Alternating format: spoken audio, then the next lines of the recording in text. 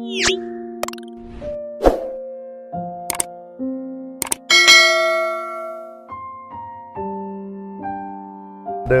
alhamdulillah ya kita dapat kesempatan untuk ngobrol sama Ustadz Felix nih, Ustadz fenomenal yang ada di dunia digital.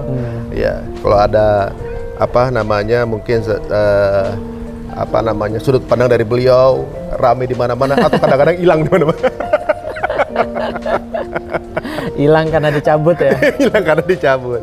Jadi saya penasaran dari dulu sejak kenal Ustadz nih, sebenarnya ada sedikit persamaan gitu Ustadz. Dulu saya juga kalau ngeliat orang ngaji tuh, saya haters orang ngaji dulu. Saya juga sama. Ya makanya kan, haters orang ngaji tuh saya ajak debat gitu. Saya ajak challenge sudut pandang itu berlebihan lo dalam beragama misalnya gitu kan. Saya ajak agama lo. Mabuk agama lo gitu kan. Kalau sekarang istilahnya mungkin ngaji dikit dibilang kadrun gitu kan ibaratnya kan. Pokoknya itu saya di situ saat. Di situ jadi posisinya. Misalnya ada orang yang ngaji pas duduk bareng segala macam, saya challenge itu. Emang lo tahu Tuhan ini? Emang tuh gitu. Begitu bawaannya gitu. Emang demennya emang cari masalah. Cari masalah. Sampai sekarang ya. Maksudnya dulu pandangan menurut pandangan saya kritis dulu. Ya. Dan saya baca katanya Ustadz pun begitu. Betul. Walaupun di sisi yang berbeda lagi gitu. Yang menjadi pertanyaan saya, biasanya orang-orang yang memiliki pandangan itu kan memang lebih kritis Ustadz. Maksudnya lebih challenging terhadap satu fenomena tuh kepengen tahu lebih dalam atau juga mungkin kepengen men-challenge sebuah teori misalnya. Betul. Gitu. Nah, kenapa Ustadz akhirnya jadi mualaf? Itu jadi pertanyaan saya. Jadi pertama-tama kita harus sampaikan dulu bahwa nggak ada yang salah pada curiosity ya, pada sebuah keingintahuan. Karena keingintahuan itu justru adalah sesuatu yang membuat manusia itu menjadi manusia. Jadi pernah dibilang sama orang kalau nggak ada curiosity, manusia itu ya sama seperti hewan sebenarnya. Karena dia nggak akan menemukan inovasi, dia tidak akan pernah untuk menjadi lebih baik, nggak akan pernah mempelajari sesuatu dan seterusnya. Dulu ketika saya merasa saya itu curious dan mempertanyakan segala sesuatu, akhirnya saya menganggap bahwa orang-orang yang dalam tanda kutip mabuk agama itu adalah orang-orang yang justru tidak pernah mikir. Iya. Seolah-olah bahwa mereka itu nggak pernah bertanya, taken for granted. Makanya kadang-kadang kita ejek. Kenapa kita ngejek mereka? Karena kita udah mikir susah jelasin apa yang sudah saya pikirin pada orang-orang yang nggak mau mikir. Maka kita ejek. Contoh, kalau teman-teman saya dulu sedikit beriman. Jadi pernah ada manajer sepak bola saya. Itu awalnya mainnya sama kita bareng. Main PS, dia cewek. Main PS bareng, ke lapangan bareng, sampai malam hari bisa bareng. Tiba-tiba setelah dia dalam tanda kutip hijrah gitu kan ya, tobat, tiba-tiba dia nggak mau main lagi sama kita. Dia nggak mau main PS bareng lagi, dia nggak mau bareng-bareng yang laki-laki lagi, nggak mau main bola lagi. Jatuhnya nggak asik. Nggak asik. Kenapa? Karena sudah sibuk pergi ke rumah ibadah. Terus dia suatu hari ketika kita masih toleransi lah dalam tanda kutip, kok dia berubah ya? Kita ngomong nih sama teman-teman, kok dia berubah ya? Tapi kita nggak enak dong langsung ngomong secara frontal. Sampai satu waktu ketika kita lagi asik-asik ngomongin game, dia ngomong gini, Lik, bertobatlah Lik, kerajaan Allah sudah dekat. Dia ngomongnya gitu. Saya kan kaget sama teman-teman saya. Lalu kemudian saya bilang gini, kerajaan Allah dari Hong Kong. Jadi mulai dari sejak itu, semua orang-orang yang dalam tanda kutip kayak sudah hijrah, beragama, itu kita anggap mabuk agama. Udah nggak usah ditemenin deh. Mereka orang-orang yang terlalu fundamentalis. Mereka terlalu kita bilang mereka berlebihan. Karena kita dari dulu diajarin agama tuh kamu sama Tuhan. Kalau sama orang lain nggak usah bawa-bawa agama. Nah, di satu titik saya itu kalau secara singkat menemukan, ternyata ada agama yang justru nyuruh orang mikir. Saya jadi bingung. Kita merasa kita tuh sendiri yang mikir. Para ateis itu yang mikir. Dan agama tuh justru nggak boleh mikir. Tapi dalam satu titik saya menemukan ada agama yang justru kalau ada orang nggak mikir malah disalahin. Lalu kemudian saya lihat ternyata agamanya ini agama Islam. Yang setahu saya dulu nggak gitu. Setahu saya justru agama Islam ini adalah yang paling nggak mikir. Iya, identik dengan kebodohan salah lagi. Bener, mereka punya identik dengan kebodohan dan apa-apa nyalain takdir. Kenapa kamu miskin? Sudah takdir. Kenapa kamu bodoh? Dapat ranking rendah? Ya, memang sudah takdir saya begitu. Maka waktu dulu saya bilang, benar kata Karl Marx, agama itu candunya orang. Saya pikir ini yang saya temukan nggak gini Islam. Nah, poin di mana kemudian saya melihat Islam itu adalah agama yang berbeda, bahwa Islam itu justru nyuruh semua orang untuk mikir supaya dapat Islam. Dan Islam itu ketika kemudian suruh orang untuk mikir, ketika dia sudah dapat Islam itu, maka Islam menentukan jalan-jalannya yang justru masuk logika. Di titik itu kemudian saya bilang, wah ini berarti mikirnya saya kurang dalam malah. Di kalimat apa, Ustaz? Sampai akhirnya Ustaz kayak ini benar. Ini ternyata nih yang biasa saya cari nih. Nah, ketika kemudian saya baca Al-Quran itu, dibacain sih sebenarnya, saya bertemu dengan satu ayat judulnya wa in kuntum fi raibim mimma nazalna ala abdina fa'tu bi suratin min mislihi. Dan bila kamu tetap dalam keraguan dengan apa yang kami turunkan terhadap hamba kami Muhammad, maka datangkan satu surat yang semacamnya. Ini ayat bukan ayat sembarangan. Ketika saya dengar ini kayaknya sombong banget. Kenapa? Karena ayat tapi nantangin orang-orang untuk mendatangkan yang semacam dengan Al-Quran. Jadi seolah-olah gini, kalau kamu bener, Lik, kamu datangin yang semacam dengan Al-Quran. Cari ayat yang paling pendek, cari surat yang paling pendek, kamu datangin yang semacamnya, berarti Al-Quran salah, kamu benar. Tapi kalau kamu nggak bisa, kamu harus ngakui ini kitab bukan datang dari manusia. Berarti datang dari luar manusia yang menguasai yang pasti-pasti yang kamu nggak bisa mikir. Contoh, sehebat-hebatnya orang mikir, Ji, dia nggak akan bisa menjawab pertanyaan kenapa dunia ini bisa ada. Sehebat-hebatnya dia, sekeren-kerennya teori dia, tapi kejadian dunia ini terlalu rumit untuk bisa dijelaskan oleh manusia. Sehingga orang-orang yang membahas ini sekalipun, maka dia akan sampai pada satu kesimpulan apa? Kesimpulannya adalah ini adalah perhitungan yang maha rumit kejadiannya. Contoh, Roger Penrose tuh mengatakan bahwa kejadian alam semesta, kalau kita bilang itu kebetulan, maka probabilitas kebetulannya adalah 1/10 pangkat 10 pangkat 1, 2, 3. Nah, maka kemudian ayat yang tadi ini, wa in kuntum fi raibim mimma nazalna ala abdina fa'tu bi suratin min mislihi, ini satu frekuensi dengan kejadian di dunia yang nggak ada semua orang bisa jawab. Kalau kamu bisa kalau kamu merasa benar, datangin yang semacam dengan Al-Quran. Kalau kamu memang merasa Tuhan nggak ada, ayo buat yang semacam dengan bumi. Ayo buat yang semacam dengan alam semesta, bisa nggak?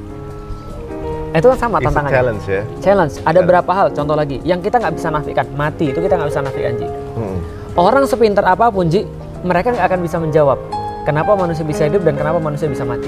Benar. Tapi kenyataannya ada manusia hidup, ada manusia mati. Saya pernah ditanya sama teman saya. It's a fact yang nggak bisa berubah. Nggak bisa berubah. Tapi nggak bisa dijelaskan secara akal. Contoh, saya pernah ditanya sama teman saya, Lik, kenapa ada manusia hidup, kenapa ada manusia mati? Ahli biologi dong. Olimpiade biologi. Oh gitu? Iya, dulu. Tapi nggak lulus. Nggak menang level kecamatan. Tapi karena saya udah belajar biologi, saya bisa jawab. Jawaban saya adalah karena mereka punya jantung. Jantung itu berdetak untuk mengalirkan seluruh darah ke dalam tubuh manusia. Kenapa jantung bisa berdetak? Saya jelasin. Kenapa ini bisa berjalan? Saya jelasin. Sistem organ saya jelasin, jaringan saya jelasin, sel saya jelasin. Kenapa manusia bisa bergerak seperti sekarang? Tapi kemudian dia bilang, Lik, itu mayat juga punya jantung, mayat juga punya organ semuanya, tapi dia nggak hidup. Ada nggak bisa buat mayat hidup? Saya bilang, iya juga ya, berarti ada sesuatu yang berbeda nih. Nah, kita nggak bisa jawab. Ada orang yang nanya lagi, kalau gitu kita punya teori bahwa manusia punya soul, punya jiwa. Kalau gitu kita ukur, soul itu apa? Karena kalau soul itu ada, dia harus punya berat. Karena kata orang fisika, Ji, setiap yang punya volume itu punya massa. Setiap yang punya massa pasti punya volume. Kalau dia menempati ruang, pasti dia punya berat. Ada volumenya, ada beratnya. Maka kita ukur berapa jiwa itu beratnya berapa. Mereka nimbang orang sakaratul maut, Ji. Dan setelah mati udah hilang nih, teorinya harusnya ada yang berkurang berat badannya. Karena ada roh yang keluar. Ternyata nggak ada, Ji. Jadi apa yang menghuni manusia sehingga manusia bisa hidup? Kita nggak tahu. Nah, ini semua dijelaskan sama yang tadi. Kalau kamu bisa mendatangkan semacam dengan Al-Quran, kamu benar. Kalau kamu bisa ngidupin orang mati, kamu benar. Kalau kamu bisa menjawab teka-teki dunia yang nggak bisa kita bahas tadi, maka kamu benar. Tapi ada nggak bisa jelasin? Nggak ada. Nggak ada. Ya kalau yang saya tahu mah, sejauh ini teori yang paling dekat dengan kemungkinan itu kan baru ditemukan abad 19 ya, Stephen Hawking ya. Stephen Hawking sebenarnya kan katanya? Ya, tentang gravitasi. Tentang ini apa namanya? Big Bang. Dia bahas bahwa Big Bang itu bisa jadi seperti sekarang karena gravitasi. Ujung-ujungnya dalam bukunya itu. Tapi gravitasi juga gravitasi yang mana? Dan gravitasi itu adanya dari mana? Itu kan perlu dipertanyakan lagi. Iya. Kalau misalnya gravitasi dikatakan kekal, nggak mungkin. Karena sebelum di dunia ini, bahkan sebelum gravitasi harus ada time, harus ada waktu. Nah, jalannya waktu itu siapa yang ngatur juga? Bingung semua jadinya. Karena Ini agak jelimet ya, contoh kayak ini. Teori Big Bang, Ji. Big Bang itu ledakan besar. Ya. Asal teorinya tuh gini, kita kayak niup balon. Kita pas balonnya kecil, kita titik-titikin tuh. Kita tiup, semakin besar balonnya, titik-titiknya semakin menjauh. Ya. Maka bintang expanding. Titik-titik di dunia ini, alam semesta semakin menjauh. Nah, itu artinya kalau kita putar balik waktu, Ji. Putar balik waktu, putar, dia semakin mengkerut. Jadi satu titik. Segede cangkir kopi gitu ya. Lebih kecil lagi. Kata mereka satu titik yang volumenya itu 0, tapi masanya tidak terhingga. Bingung kan? itu di luar konsep juga berarti. Di luar konsep fisika. Nah, di titik ini waktunya juga 0. Tapi kalau sebelum ini waktu nih, sebelum ada waktu, ada apa kemudian kita nggak ngerti.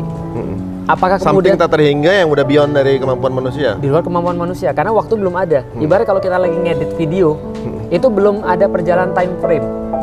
Ya. Nah, bingung kan jadinya kan? Nah, jadi itu adalah beberapa hal yang kita tuh memang nggak bisa bahas. Manusia tuh diciptakan untuk mengakui keterbatasan dirinya. Dan ada satu kitab yang bilang bahwa yang nyiptain nggak terbatas. Yang kamu nggak bisa jawab tadi. Itu semua yang dia ciptain. Iya, ada yang klaim. Nah, kalau kamu ragu, kamu datangin yang semacamnya. Kalau kamu ragu, kamu hidupin manusia. Iya. Aduh, benar juga. Ya memang harus dengan pemikiran dan dipikirin, dilihat, kemudian dipahami, dirasain, benar apa enggak. Tapi mungkin banyak orang yang skip part itu gitu. Itu kayak mind blowing bagi saya. Jadi itu kayak apa ya? Kayak jerami kebakar bagi saya. Akhirnya saya menyadari, oh ya berarti memang akal manusia itu terbatas ya. Dan kalau kita mikirin sampai di titik ini, kita harus menerima satu keberadaan yang keberadaan inilah yang mengadakan semua ini. Karena nggak ada teori yang lain yang bisa untuk menjawab itu. Karena satu-satunya teori adalah ada makhluk, kalau kata orang luar, ada makhluk di luar ruang dan waktu yang mengadakan ruang dan waktu. Nah itu dia. Padahal dari dulu tuh orang mikirin bumi ini tercipta gimana, ada Aristoteles yang punya konsepnya gimana, sampai konsep yang paling terakhir tuh Stephen Hawking itu kayak Big Bang. Big Bang aja cuma sisi kecil dari yang dibahas sama Quran. Betul. Di 1400 tahun yang lalu. Jadi ujuk-ujuk orang cari kemungkinan bertahun-tahun, ribuan tahun, katanya ada di Quran. Betul.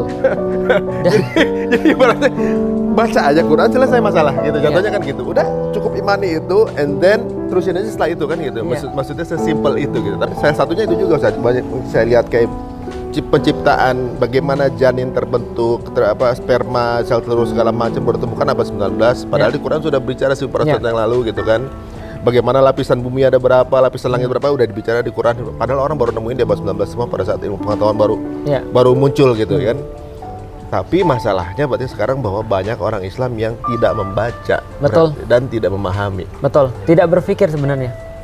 Iya gitu. Jadi saya paham jadi kata-kata Iqra itu luas maknanya, bukan hanya baca, tapi baca fenomenanya, baca maknanya, baca yang dimaksud apa. Jadi sebenarnya beyond kata-kata Iqra itu udah kayak gitu ya. Aduh. Iqra itu bacalah, pikirkanlah, hitunglah, telaahlah, analisislah dan seterusnya.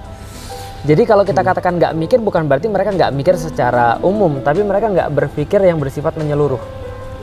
Orang-orang Barat boleh jadi mereka sangat jago dalam hal kemudian penelitian, dalam hal metode ilmiah. Itu namanya berpikir mendalam. Mereka tahu air itu misalnya ada H2O, O-nya sama H-nya duanya 109 derajat dan seterusnya. Itu mereka berpikir mendalam. Tapi mereka nggak sampai pada satu titik serumit ini nggak mungkin ada secara begitu saja. Apa kemudian ada di belakang ini? Siapa yang buat? Siapa yang sampai ngukur derajatnya? Siapa yang harus, kalau air itu ada hidrogen dan oksigen, kenapa harus itu? Kenapa nggak nitrogen? Betul. Gitu? Kenapa yang nyusun itu? Kenapa punya part masing-masing? Nah, siapa yang capek-capek bikin pola ini gitu? Betul. Jadi pertanyaan why itu yang kita katakan sebagai berpikir menyeluruh. Bukan pertanyaan how and what. Bukan pertanyaan bagaimana dan apa. Nah, jadi ketika saya menemukan ini, saya nggak ada pilihan lain, Ji. Saya nggak ada pilihan lain. Kalau saya nggak bisa untuk menjelaskan semua ini, saya harus terima bahwa semuanya di belakangnya ada Allah, ada Tuhan kan itu kan ya. Dan ketika saya nggak bisa mendatangkan yang semacam dengan Al-Quran, saya harus terima bahwa ini adalah satu-satunya kitab yang kemudian mengarahkan manusia. Dari situ saya bilang ini semua logis. Ya.